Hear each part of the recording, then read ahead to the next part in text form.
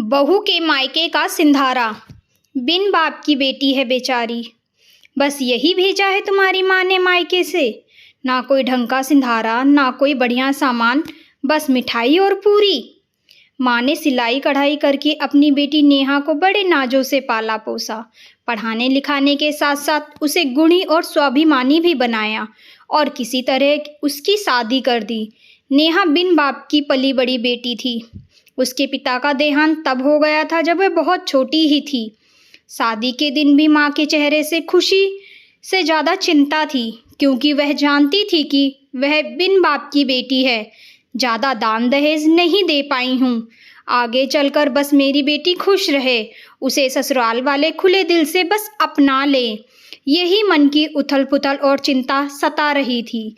जैसे तैसे दिल पर पत्थर रखकर विदा कर दिया अपनी बेटी को। शुरुआत के कुछ दिन तो ठीक रहे, लेकिन धीरे धीरे ससुराल वालों के ताने शुरू हो गए और ससुराल वालों का असली रंग सामने आने लगा। एक दिन रसोई में नेहा खाना बना रही थी, तभी सास ने ताना मारा, अरे दाल में इतना कम क्यों घी डाला है? बिन बाप की बेटी तुम हो, गरीबी में तुम पली हुई, हमारे लिए किसी चीज़ में नाप तोल मत किया करो। वैसे भी तुम नहीं लाई हो दहेज में जो कम खिलाओगी। ननद हंसते हुए बोली, माँ आपने भी कैसी बहू ढूंढ ली जिसका बाप ही नहीं है। बेचारी की माँ क्या ही देती, गरीबी से तो दिन काटे होंगे।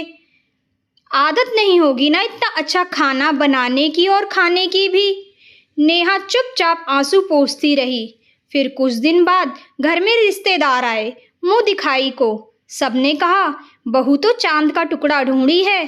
तभी सास ने सबके सामने फिर ताना मारा, हाँ तो दान दहेज नहीं लिया है तो क्या सुंदरता भी नहीं देखकर लाते?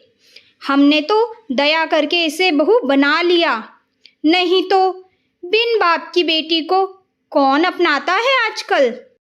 बिन बाप की बेटी है, यह सुनकर सबने उसे दया के पात्र से देखा और बोला, बेचारी बिन बाप की है ना।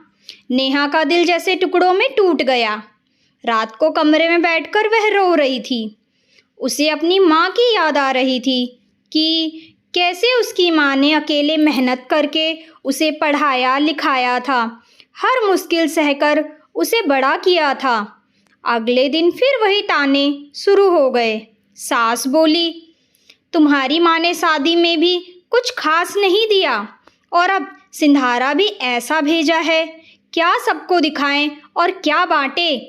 सुनते हो जी, अब आप ही कुछ करो जिससे हमारी लाज बचे। पड़ोस में भी बहू आई थी, दान दहेज भर भर के और सबके लिए कपड़े लत्ते मिठाई और सब सामान लाई थी। हम क्या दिखाएं, यह 2 कौड़ी की भाव की मिठाई और सूखी पूरियां।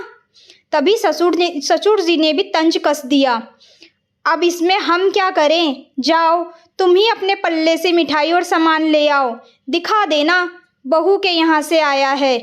हमें क्या पता था, हमें तो लगा था बिन बाप की बेटी है, शायद माँ इज्जत बचाने के लिए अच्छा खासा दहेज देगी, 2-4 लोगों में हमारी नाक ऊंची हो जाएगी। पर यहाँ तो सब उल्टा ही निकला। ये सुनते ही ससुर के लिए खाना ला रही नेहा के हाथ कांप गए, क्योंकि आज तक सिर्फ ससुर जी ने ही कभी ताना नहीं मारा था। नेहा इसी बात से दिल को तसल्ली देती कि ससुर जी तो हैं जो मुझे बेटी की तरह मानते हैं, मगर यह सुनते ही थाली उसके हाथ से गिरते गिरते बची। उसकी आंखों से टप टप आंसू गिरने लगे, लेकिन उसने फिर भी खुद को जैसे तैसे संभाल लिया, मगर दिल ससुर की बात सुनकर छल्ली हो गया था। फिर रोज की तरह वह रात को कमरे में बैठकर रो रही थी। उसे अपनी माँ की फिर याद आ रही थी, कैसे उसकी माँ ने कई रातें बिना खाना खाए गुजारी थी ताकि उसकी बेटी की शादी के लिए थोड़ा थोड़ा पैसा जोड़ सके। लेकिन अगले दिन नेहा का सब्र का बांध टूट गया। फिर उसने स्वाभिमान की सांसें भरते हुए सबसे कहा, माँ जी, ससुर जी, मेरी माँ अमीर नहीं है, लेकिन उन्होंने जो भी भेजा है अपने प्यार और मेहनत से भेजा है। ये मिठाई और पूरी शायद आपको छोटी लग रही होंगी, लेकिन इसे बनाने में मेरी माँ की कई रातों की नींद लगी है। कमरे में सन्नाटा सा छा गया।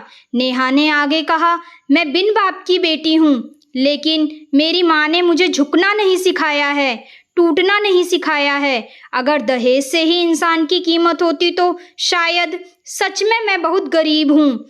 इतने में उसका पति भी आ गया। उसने सबकी तरफ देखकर कहा, आज मुझे समझ आया, गरीबी दहेज में नहीं होती, गरीबी सोच में होती है। ससुर और सास दोनों चुप हो गए। उन्हें पहली बार किसी अपने के शब्दों की चोट महसूस हुई, क्योंकि वो अपना कोई और नहीं, खुद का बेटा था। तब ससुर जी भी धीरे से बोले, बेटा हमें माफ़ कर दो, हमने दहेज में सब कुछ ढूंढा, मगर यह भूल गए कि हमारी भी खुद की बेटी है। दुख तो अब इस बात का है कि हमने सिर्फ तुम्हारी गरीबी देखी, लेकिन तुम्हारे संस्कार नहीं देख पाए। नेहा की आंखों से आंसू बह निकले, पर इस बार उन आंसुओं के दर्द के साथ सम्मान भी था। उस दिन के बाद उस घर में मिठाई और मीठी पूरी का मजाक नहीं उड़ा, क्योंकि सबको समझ आ गया था कि माँ का प्यार किसी दहेज से छोटा नहीं होता। कहानी की सीख, दहेज से नहीं, संस्कार और सम्मान से घर बसता है। और याद रखिए, बिन बाप की बेटी भी उतनी ही कीमती होती है जितनी हर बाप की बेटी।